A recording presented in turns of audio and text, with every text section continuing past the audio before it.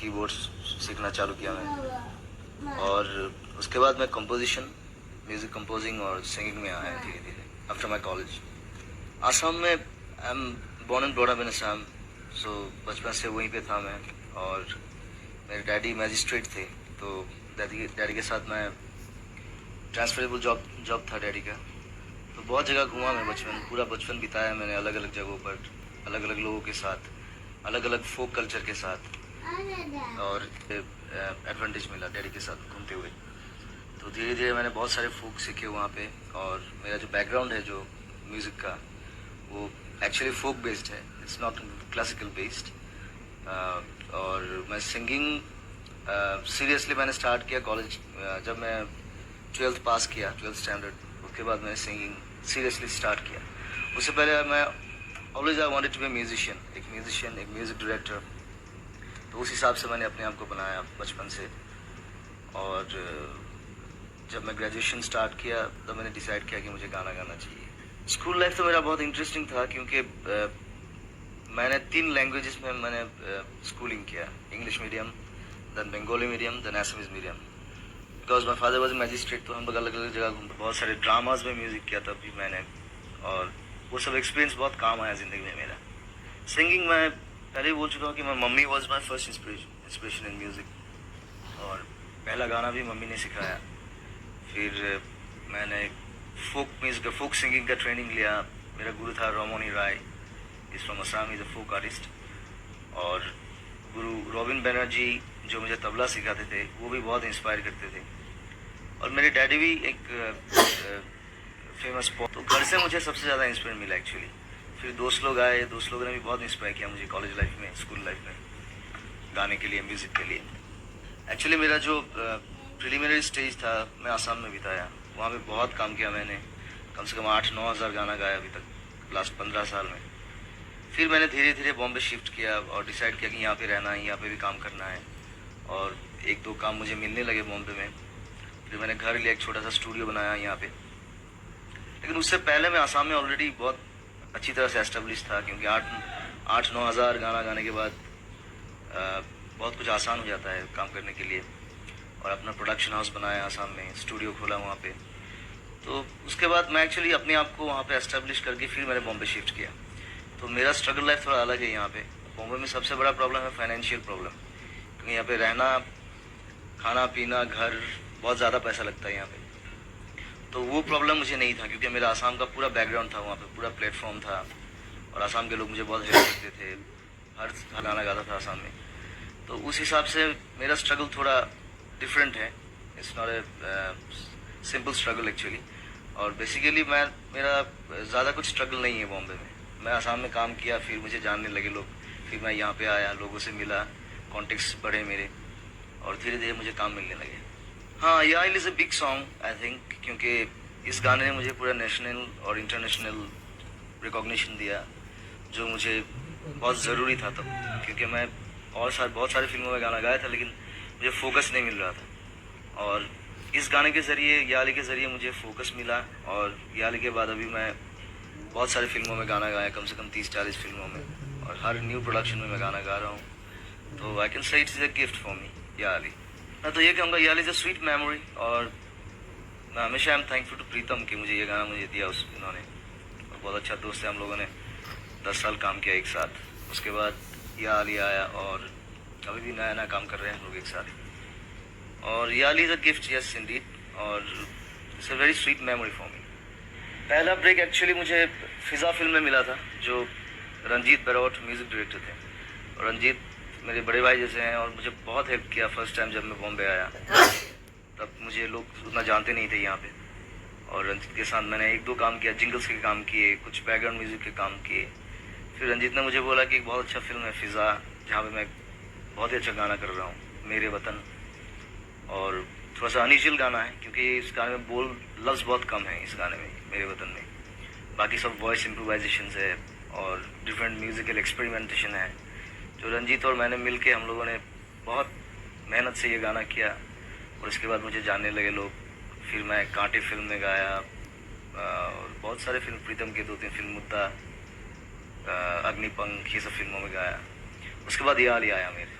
इस्माइल जी बहुत बहुत ही टैलेंटेड इंसान है और उनका काम करने का स्टाइल बहुत अलग है जो दूसरे म्यूज़िक डायरेक्टर के साथ नहीं मिलता है।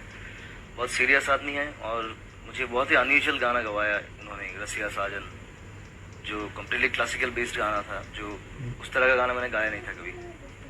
तो इस्माइल जी ने मुझे लेके एक एक्सपेरिमेंट किया इस गाने में और I think is very happy for this song और बहुत ही अच्छा रहा इस्माइल जी के साथ। अभी भी हम लोग बहुत अच्छे दोस्त हैं और मिलते रहते हैं बीच बीच में और बहुत सारे नए काम हम लोग कर रहे हैं इन फ्यूचर। रियलिटी शो वाकई हेल्प करता है नए सिंगर्स को, एक प्लेटफॉर्म देता है अच्छी तरह से, फोकस देता है। लेकिन शो के बाद actually the real struggle begins after the show, क्योंकि उसके बाद अपने आप को एस्टेब्लिश करने के लिए बहुत मेहनत करना पड़ता है सबको। ये उतना आसान नहीं है कि बॉम्बे में एक रियलिटी शो जीत लिया फिर you become star, it's not like that. अपने आप को एस्टेब्लिश करना पड़ेगा, जो कंसिस्टेंसी जो है वो रखना पड़ेगा। वो सभी नए आर्टिस्ट को मैं बोलता हूँ कि वो चीज़ दिमाग में रखना चाहिए उन लोगों को कि struggle is always there, so that's not the ending, that's the starting only, the reality shows. लेकिन एक अच्छा प्लेटफॉर्म दे रहा है, that's a good thing. Voting का थोड़ा प्रॉब्लम है क्योंकि कभी कभी ऐसा होता है कि बहुत अच्छा सिंगर वोटिंग के लिए बाहर हो जाता है कि उसका मुकाबले में जो सिंगर रहता है उसको ज़्यादा वोट मिल जाता है और ही stage then the good singer goes out. तो ये एक प्रॉब्लम है वोटिंग में। तो मेरे हिसाब से जजेस के ऊपर ज़्यादा डिपेंड करना चाहिए वोटिंग को छोड़ के। पर वोटिंग भी बहुत अच्छा बिजनेस देता है, it's becoming business now. I was in the production also, एक फिल्म डायरेक्ट भी किया है, एक्टिंग किया है 3-4 फिल्मों में। डायरेक्शन थोड़ा टफ जॉब है क्योंकि डायरेक्शन में बहुत चीज़ दिमाग में रखना पड़ता है, पूरा प्रोडक्शन संभालना पड़ता है, देखना पड़ता है, scripting, screen play, then you have to handle the actors also, और अच्छी तरह से कैसे काम हो वो हमेशा दिमाग में रखना पड़ता है डायरेक्टर को। Director is a tough job और उसके लिए स्टडी भी बहुत ज़रूरी है, स्टडी करना, film making, camera, techniques, everything you should know it. तो लेकिन बहुत मज़ेदार काम है डायरेक्शन और मैं बहुत एंजॉय करता हूँ डायरेक्शन। और अभी भी मैं 2-3 स्क्रिप्ट को लेकर मैं काम कर रहा हूँ और इन future I am making 2-3 films for sure. Dinabandhu के लिए एक्चुअली मुझे नहीं मिला है, but I was nominated for the best supporting actor and best music director. लेकिन हम लोग का जो फिल्म था दीनबंधु फिल्म को नेशनल अवार्ड मिला था, best regional film, Rajat Kamal. और हम लोग बहुत एक्साइटेड थे क्योंकि इस फिल्म में मैं बहुत ज़्यादा जुड़ा हुआ था, इन्वॉल्वमेंट बहुत ज़्यादा था, क्योंकि मैं एक्टिंग भी कर रहा था एक मेन रोल और म्यूज़िक भी कर रहा था और मैं एसोसिएट प्रोड्यूसर भी था। तो बहुत ही एक्साइटेड थे हम लोग और सब लोग बहुत खुश हुए कि हम लोग एक बहुत अच्छा फिल्म बनाया हम लोगों ने। It's a very serious film और उसको ऐसा एक अवार्ड मिला। It's very great experience. दूसरे लैंग्वेज में गाना बहुत इंटरेस्टिंग होता है मेरे हिसाब से, तो मैं हमेशा ये कोशिश करता हूँ कि उस लैंग्वेज को अच्छी तरह से मैं डिलीवर कर सकूँ गाने के टाइम पे, क्योंकि मैं तमिल, मलयालम, कन्नड़, तेलुगु और इंडिया के almost all the languages I have done. तो और हर लैंग्वेज का अपना अपना अलग अलग मज़ा है और डिक्शन अलग अलग होता है सबका, तो वो सब सीखना पड़ता है। एक्चुअली थोड़ा टाइम लगता है, 2-3 घंटा लगता है, बैठना पड़ता है डायरेक्टर के साथ, जो लिरिसिस्ट है उनके साथ। और but I love it, it's a lovely experience like singing for different languages. मुझे कुछ चीज़ें पसंद नहीं आया उस सीरियल में, जो पहले हमें बोला गया था कि हम लोग mentor, as a mentor I am going there, लेकिन बाद में मैंने देखा कि we are the participant, so participate करने का कोई इच्छा नहीं है मुझे। अभी जो काम कर रहा हूँ मैं उसी को लेके आई एम वेरी हैप्पी। और कुछ डेट का क्लैश भी हो गया था क्योंकि मैं जज था जी बांग्ला सारेगामा बच्चों का जो होता है, उसमें मैं जज था, तो हम लोग का डेट क्लैश हो गया था। और जी बांग्ला को मैंने बहुत पहले डेट दिया हुआ था, 6 महीना पहले, तो I was bound to go there, तो इसलिए मुझे छूम इंडिया छोड़ना पड़ा। स्क्रिप्ट का काम चालू है मेरा, चक्र बोल के, जो बहुत ही डार्क और सीरियस फिल्म है। तो मैं सोच रहा हूँ कि इसी साल काम स्टार्ट करेंगे इस फिल्म का, चक्र। It will be a small film but with very intensity and feelings. Sanjay Jha मेरा दोस्त है अच्छा, और उसका फिल्म का सब्जेक्ट बहुत अलग था, कुंभ मेला के ऊपर पूरा स्टोरी है, ओरिएंटेशन। तो उसको लेके मैंने बहुत सारे एक्सपेरिमेंट्स किया था। और एसमीज फोक जो है हम लोगों का नॉर्थ ईस्ट का, उस फोक को लेके बहुत ज़्यादा एक्सपेरिमेंट किया मैंने। And I am very happy about the music of the film. Even I have done the background also. Background music भी बहुत चैलेंजिंग था क्योंकि अलग अलग बहुत अनयूजुअल शॉट्स थे फिल्म में। कुंभ मेला का लाखों लोगों के बीच शॉट थे, तो उसमें मैंने भरपूर एक्सपेरिमेंट किया, और जिन लोगों ने फिल्म देखा और मुझे बहुत तारीफ़ किया कि बहुत अच्छा म्यूज़िक किया आपने। आई ऑलवेज लव्ड किशोर दा, किशोर कुमार, दैन नुसरत साहब मेरे फेवरेट हैं, और स्टिंग जो बहुत फेमस है, इंटरनेशनल आर्टिस्ट है स्टिंग। स्टिंग को भी मैं फॉलो करता हूँ बहुत चीज़ों में। बॉम्बे का अलग मज़ा है क्योंकि यहाँ पे is the main city in India.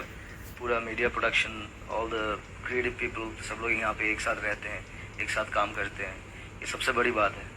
और नए म्यूज़िक डायरेक्टर, नए आर्टिस्टों के लिए बॉम्बे तो इट्स लाइक हेवन, और सबके लिए it's very open industry now. सब लोग आ रहे हैं इधर, काम कर रहे हैं एक साथ, all the new talented people. ये बहुत खुशी की बात है, और Bombay is great I think. First crush मेरा कॉलेज में हुआ था एक, जब मैं 11th स्टैंडर्ड में था, तब एक क्रश हुआ था 1-1.5 साल के लिए। मेरा अफेयर हुआ था एक लड़की के साथ, लेकिन तब मैं बहुत ज़्यादा कैरियर को लेके सोचता था मैं, क्योंकि बहुत कंफ्यूज था तब, क्या करेंगे ये इंडस्ट्री में, कैसे अपने आप को एस्टेब्लिश करेंगे। तो मैं म्यूज़िक पे बहुत ज़्यादा इन्वॉल्व था, तो इसलिए ज़्यादा दिन नहीं टिका हुआ अफेयर। वो बहुत ही डिफ़िकल्ट था क्योंकि मैं साइंस स्टूडेंट था, और मेरा मेन सब्जेक्ट था फिज़िक्स, केमिस्ट्री एंड मैथ्स। तो मैं हमेशा प्रैक्टिकल मिस करता था क्योंकि मैं म्यूज़िक पे ज़्यादा इन्वॉल्वमेंट ज़्यादा था मेरा, रात भर शोज़, रिहर्सल्स, तो वो बहुत मुश्किल हो गया था मेरा। इसलिए ग्रेजुएशन मैंने आधा करके छोड़ दिया, बीएससी। तो मैंने डिसीजन लिया कि मुझे म्यूज़िक ही करना चाहिए, क्योंकि पढ़ाई करके मैं कोई नौकरी नहीं करने वाला हूँ, कोई काम का चीज़ नहीं है मेरा। तो इसलिए मैंने पढ़ाई छोड़ दिया, और मेरा जितना कंसंट्रेशन थे सब म्यूज़िक पे डाल दिया मैंने। और धीरे धीरे उसके बाद मैंने एल्बम किया, फिल्म में म्यूज़िक किया, then I got established in Assam. Fashion, anything colourful, I love colours, और मुझे हमेशा थोड़ा अनयूजुअल स्टाइल पसंद है। और I like silver jewelleries, funky jewelleries. मैं कलेक्शन करता रहता हूँ, जहाँ जहाँ जाता हूँ लेके आता हूँ, और मेरा ज्वेलरी बॉक्स भी बहुत बड़ा है, it's like a big box. And I like funky jewelleries, colourful clothes and nice shoes also. मैं ज़्यादा स्पाइसी खाना पसंद नहीं करता हूँ, और आई लव थाई फूड, और चाइनीज़ भी 1-2 चीज़ें बहुत पसंद है मुझे। और एक्चुअली मैं डिफरेंट कंट्रीज़ के जो ओरिएंटल फूड होते हैं वो बहुत इंटरेस्टिंग लगता है मुझे, and I try to taste it wherever I go, oriental country food. Assam में, it's not in Assam now, it's called Arunachal Pradesh. एक जगह है तवांग, जो बहुत फेमस हॉलीडे स्पॉट है अभी, और तवांग बहुत फेवरेट है मेरा।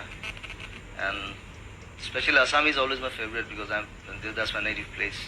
मैं जब भी जाता हूँ मुझे बहुत अच्छा लगता है वहाँ पे। असम इज़ गाना।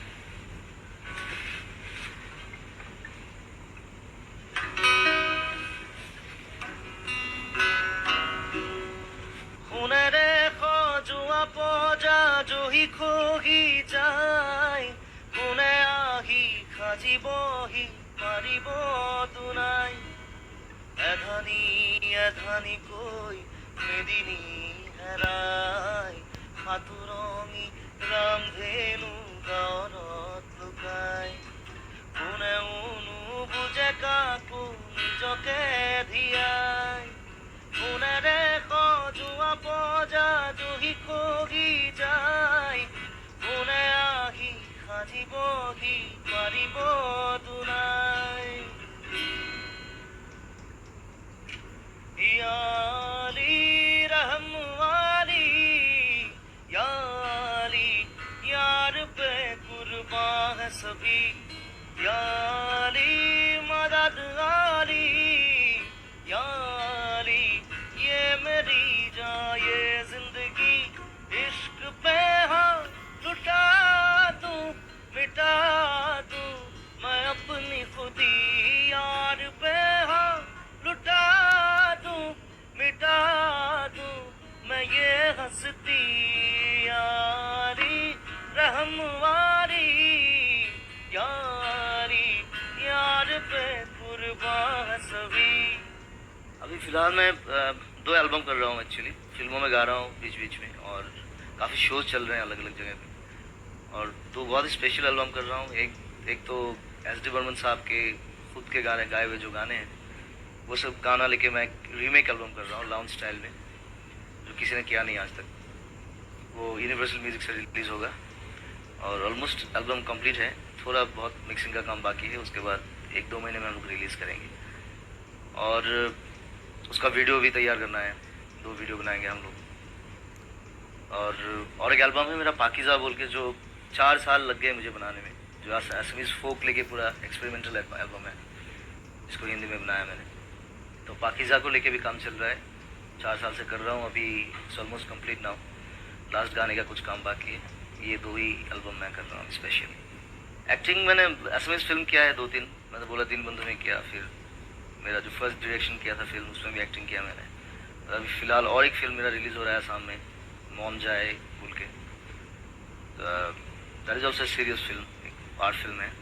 तो इसके बाद और एक बात चल रहा है मेरा, एक नया असमीज़ फिल्म में एक्टिंग के लिए, तो उसके बारे में भी सोच रहा हूँ। और जो मेरा हिंदी प्रोजेक्ट है चक्र, उसमें भी एक रोल में एक्टिंग कर रहा हूँ।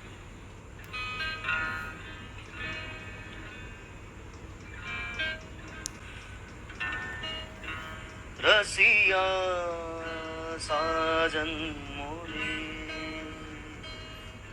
आए ना, आए ना, रसिया साजन मोरे आए ना, आए ना। इस्माइल जी का तो पहली बात है, म्यूज़िक का स्टाइल कम्प्लीटली अलग है उनका, और काम करने का उनका तरीका बहुत अलग है, बहुत ह्यूजली काम करते हैं। मतलब जो बड़ा स्टूडियो लिया, 50-60 म्यूजिशियन लेके काम किया, तो ह्यूज स्टैंडर्ड में काम करना चाहते हैं वो, इसलिए उनका जो फिल्म का जो म्यूज़िक है बहुत भर के आता है। जब हॉल में देखते हैं हम लोग सिनेमा हॉल में, तो ऐसा लगता है कि 50-60 म्यूजिशियन बजा रहे हैं, 100-150 लोग गा रहे हैं, बजा रहे हैं, डांस कर रहे हैं। तो दैट इज़, वो बहुत खासियत है उनका। और उनका जो मेलोडी लाइन है बहुत ही अलग है, और very much Indian melody based. और मैं तो यही कहूँगा कि भाई पुराने ज़माने में हमारे जो जीनियस म्यूज़िक डायरेक्टर्स थे, R D Burman, S D Burman, Madan Mohan, उन लोगों के बाद अभी इस्माइल जी के म्यूज़िक में वो झलक दिखाई देता है। एल पी लक्ष्मीकांत प्यारीलाल का झलक, थोड़ा सा मदन मोहन का झलक, जो बाकी म्यूज़िक डायरेक्टर्स में बहुत कम दिखाई देता है। बहुत ही अच्छा फील होता है, क्योंकि